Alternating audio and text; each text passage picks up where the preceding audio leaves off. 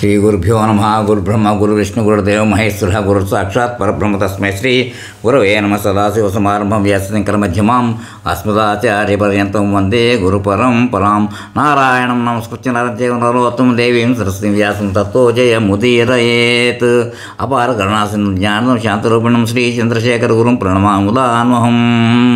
ఆపదం అపహర్తారం దాతారం సరస్వతాం లోకాభిరామం శ్రీరామం భూయో భూయో నమామ్యహం. వాగర్థ వాగర్థ ప్రతిపత్తయే జగత పితరౌ వందే పార్వతీ పరమేశ్వరౌ. శ్రీ గురుభ్యో నమ. మహాగణాధిపతే నమ. వచన Shri Skanda మహాపురాణము part 2 episode 91. Episode 90లో ఏం చెప్పుకున్నామంటే, ఏ బ్రాహ్మణారు ఈ అధ్యాయం చదివినవారు విన్నవారు పాపరహితులై ఇతరులకు లభ్యం కాని కైలాసములకు పోదురు, తిరిగి జన్మను పొందరు అని చెప్పుకున్నాం. ఇప్పుడు కంటిన్యూషన్ ఎపిసోడ్ 90, ఎపిసోడ్ 91 చెప్పుకుంటున్నాం. లక్ష్మణతీర్థ ప్రశంస బలభద్రుని భ్రూణహత్య పాతక విమోక్షణ వృత్తాంతం.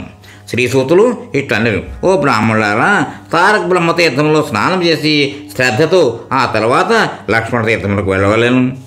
లక్ష్మణతీర్థంలో స్నాతులైన ఎడల పాపవిముక్తులై మరలా పునర్జన్మంటూ లేని విమలమైన ముక్తికి వెళ్ళుదురు. లక్ష్మణతీర్థంలో స్నానం వలన సమస్త దరిద్రములను నశించడం, విద్వాంసుడైన పుత్రుడు జన్మించగలడు. దాని తీరమునందు లక్ష్మణుడు మహాలింగమును స్థాపించను. ఆ తీర్థంలో స్నానం చేసి లక్ష్మణేశ్వరుని సేవించిన వారు ఇహము నుండి దారిద్ర్య రోగం నుండి సంసారం నుండి ముక్తులు కాగలరు. ఇట్లు చేసి పూర్వం బలరాముడు బ్రహ్మహత్య నుండి విముక్తులయ్యను. ఇది విని ఋషులు: ఓ మహాముని, బలరామునకు బ్రహ్మహత్యాదోషం ఎట్లు సంభవించినది? అది ఇతడు ఎట్లు తొలగినది? మాకు చెప్పవలను అని అనగా విని శ్రీసూతులు ఇట్లనరి: బలరాముడు శేషావతారుడు. కౌరవ పాండవ యుద్ధ సమయమున తీర్థయాత్ర నెపముతో మధ్యస్థుడై వెళ్ళిపోయాను. అప్పుడు ప్రభాస యుద్ధములకు వెళ్ళి సంకల్పపూర్వకముగా స్నానం చేసి దేవతలకు, ఋషులకు, పితృగణములకు నీటితో తర్పణం చేసిన తర్వాత ప్రతీచి అభిముఖమైన సరస్వతి నదికి వెళ్ళను. బలరాముడు పృథోదకము గల బిందు సరస్సు, ముక్తినిచ్చు బ్రహ్మతీర్థము, గంగా, యమున, సింధు, శతద్రు, సుదర్శనములను చేరి ఆయా తీర్థములో ధర్మ ప్రకారము స్నానం చేసి మునీంద్రులతో సేంపుబడు నైమిసారణ్యములకు చేరిన.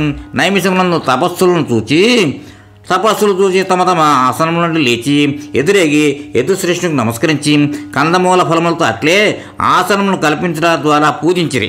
కానీ వ్యాస శిష్యుడు సూతుడు ఇతను చూచి నమస్కరించిన కారణముతో ఇతనిని వధించదను అని తలచి సూతమని శిరస్సును ఛేదించెను. బ్రహ్మవాదులైన మునులు బలరామునితో అప్పుడు: ఓ సంకర్షణ ప్రభు బలరామ, నీవు కష్టమైన అధర్మము చేసితివి. ఈ సూతునకు బ్రహ్మాసనమును మేమే ఇచ్చితిమి. ఓ హలాయుధ, అక్షయమైన ఆయుష్యము ఇతనికి మేము ఇచ్చితిమి. నీవు దానిని తెలుసుకొనకుండా ఈరోజు గొప్ప బ్రహ్మవధ చేసితివి. ఈ బ్రహ్మహత్యకు నివృత్తిగా ఏమి చేయవలనో విచారించి దానిని చేయము అని అనగా భగవాన్ బలరాముడు వారితో ఇట్లను: ఓ ఆస్తికులారా, పాపమును శుద్ధి చేయ ప్రాయశ్చిత్తమును ఆచరించదను. ఎట్టి నియమమును పాపశాంతిగా ఆచరించవలను మీరు నాకు చెప్పవలను అనగా మునులు బలరామునితో: ఓ ప్రభు, పరాక్రమవంతులైన నీ అస్త్రం యొక్క మృత్యునకు మాకు సత్యవచనము కలుగునట్లుగా ఓ రామా నీవు ఆచరించవలను. అప్పుడు బలరాముడు ఇట్లను: ఆత్మయే పుత్రరూపముగా అవునని ఎల్లప్పుడూ వేదము చెప్పుతూ ఉన్నది. అందువలన ఇతని శరీరం నుండి దీర్ఘాయుగల సత్వ ఇంద్రియ బలోర్జితుడైన పుత్రుడు జన్మించును. అతడు ప్రతిరోజు మీకు పురాణాదులను చెప్పగలడు. నా యోగమాయా బలముతో సర్వజ్ఞుడై జన్మించును అని ఈ విధముగా బలరాముడు వారితో అని మరలా ఈ విధముగా పలికెను: ఏ కోరికను నేను చేయవలను? ఏ మూల అంటే అది ఏ కోరికను నెట్ట చేయాలి ప్రాయశ్చిత్తం కోసం మేడం. ఏ మూలారా చెప్పుడు, నేను చేయగలవాడు, ఇందు అనుమానం లేదు. అజ్ఞానం వల్ల నేను చేసిన ఈ పాపమును కూడా నివర్తకం ఇది. ఓ ముల్లారా, నాకు ప్రాయశ్చిత్తం మీరు చెప్పవలను అని రాముడు అనగా, అంటే బలరాముడు అనగా మునులు ఇట్లనేవి: ఇల్వలుని కుమారుడు బల్వలుడు అని పేరు గల ఒక రాక్షసుడు కలడు. ఓ రామా, పర్వ సమయములలో అతడు ఇచ్చటికి వచ్చి మా యాగమును పాడు చేస్తూ ఉన్నాడు.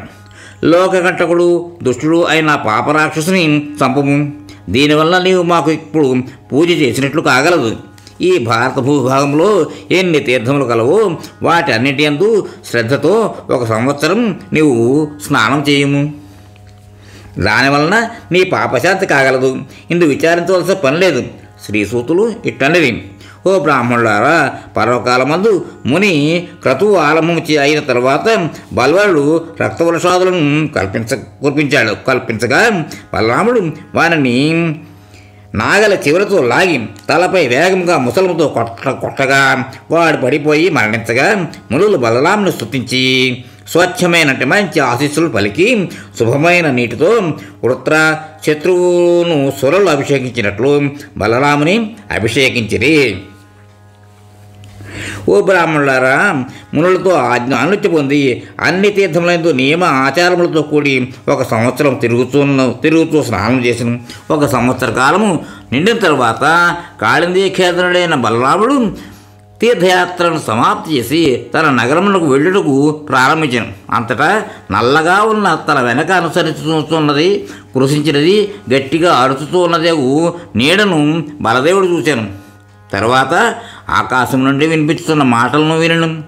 ఓ రోహిణి సుత మహాబాహు, నీవు ఆచరించిన ఈ తీర్థాభిగమనముతో ఈవేళ నీ బ్రహ్మత్య దోషం నిశ్శేషంగా నశించలేదు.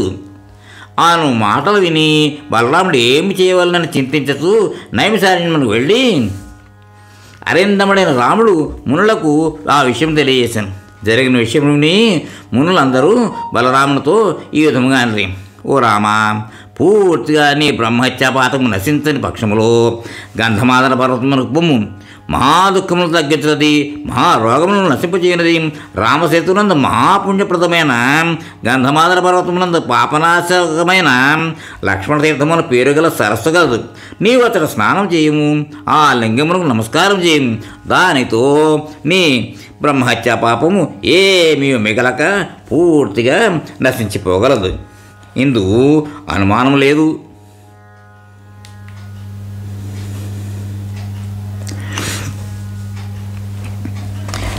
అని సూతులు అనిన వెంటనే బలరాముడు గంధమాదన పర్వతమునకు వెళ్ళి లక్ష్మణ తీర్థమునకు చేరిన.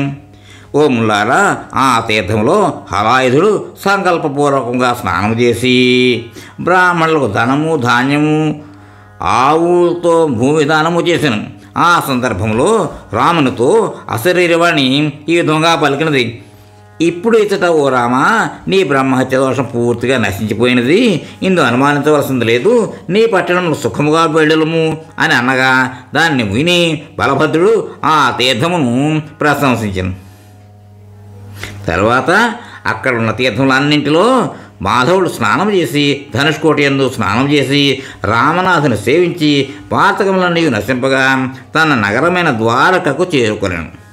శ్రీసూతులు ఇట్లనరి, ఓ విప్రులారా, పుణ్యమైనది పవిత్రమైనది పాపను నశింపజేయనది బ్రహ్మత్యాదులను శుద్ధి చేయనది అగు లక్ష్మణ సరస్సు మహాత్మ్యము ఈ విధముగా మీకు తెలిపి తిని ఈ అధ్యాయమును చదివిన వారు శ్రద్ధతో విన్నవారు పునరావృతులైన ముక్తిని పొందుతురు.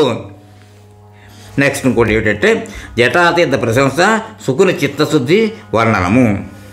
శ్రీసూతులు ఇట్లరి, బ్రహ్మహత్యానాశకమైన లక్ష్మణ మహాతీర్థమునందు స్నానం చేసి తమ చిత్తశుద్ధి కొరకు తరువాత జటాతీర్థములకు వెళ్ళవలను. జన్మ మృత్యు జరలతో ఆక్రాంతులై సంసారాతుల చేతనులైన వారికి అజ్ఞానమును నశింపజేయనది జటాతీర్థము కన్నను మరొకటి లేదు. చిత్తశుద్ధిని కోరుకు వారికి జటాతీర్థ సేవనమే ఉత్తమమైనది. పూర్వము అందరికీ ఉపకారం కొరకు అజ్ఞాన నాశకమైన ఈ తీర్థమును గంధమాధనంలో శంభుడు నిర్మించాను. ఓ బ్రాహ్మణులారా, రావణుని చంపిన తర్వాత ధార్మికుడైన రాముడు జటలను కడిగిన తీర్థమును జటాతీర్థమందురు 60,000 సంవత్సరములు గంగానదిలో మునుగుట మొదలైన వాటి ఫలము జటాతీర్థం దర్శనం వలన లభించును. తర్వాత అజ్ఞానము కూడా నశించి జ్ఞానము లభించును. తర్వాత ముక్తి లభించి అఖండ సచ్చిదానంద సంపూర్ణుడు కాగలడు. ఇచ్చట ప్రాచీనమైన ఒక ఇతిహాసం ఉదాహరించదరు. వ్యాసుడు శుకుడు తండ్రి కుమారులు. వ్యాస శుకుల సంభాషణము. ఒకనాడు శుకుడు వ్యాసుని ఈ విధంగా అడిగాను: భగవాన్, ఓ తండ్రి సర్వజ్ఞుడా, ఉత్తమమైన రహస్యములు చెప్పవలను. అంతఃకరణ శుద్ధి అంటే అజ్ఞాననాశనము, జ్ఞానోదయము, చివర శాశ్వతమైన ముక్తి దేని వలన లభించును?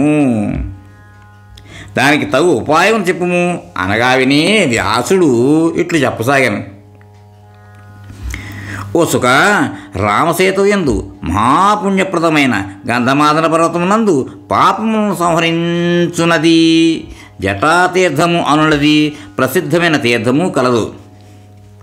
హరి అయిన రాముడు ఇచ్చట స్వయముగా తన జటలను శుద్ధి చేసుకొనెను. దశరథ రాముడు తీర్థమునకు అతి పావనమైన జటాతీర్థమునకు వచ్చి స్నానము చేసిన వారికి అంతఃకరణ శుద్ధి కలుగును అని వరమును కూడా ఇచ్చెను. అంతఃకరణ శుద్ధికి జటాతీర్థము కాక మరొకటి లేదు. పవిత్రములలో పవిత్రము ఆ జటా తీర్థము. ఇక్కడతోటి ఈ ఎపిసోడ్కి విరామం ఇద్దాం. తర్వాత నెక్స్ట్ ఎపిసోడ్లో కంటిన్యూ చేద్దాం. స్వస్తి. మోహన్వాణి తెలుగు పోడ్కాస్ట్ వింటున్న శ్రోతలందరికీ హృదయపూర్వక ధన్యవాదాలు. వినండి, వినిపించండి, వింటూనే ఉండండి. మోహన్వాణి తెలుగు పోడ్కాస్ట్ మీరు వింటున్నారు. మోహన్వాణి. మా కార్యక్రమాలు మీకు నచ్చితే ఇప్పటివరకు మా ఛానల్కి సబ్స్క్రైబ్ చేసుకోకపోతే వెంటనే ఈ క్షణమే సబ్స్క్రైబ్ చేసుకుని ఆ పక్కనుండే బెల్ బటన్ని మ్రోగించి అందరికీ షేర్ చేసి మీ విలువైన కామెంట్ను కూడా చేసి మమ్మల్ని ప్రోత్సహిస్తారని కోరుతున్నాను.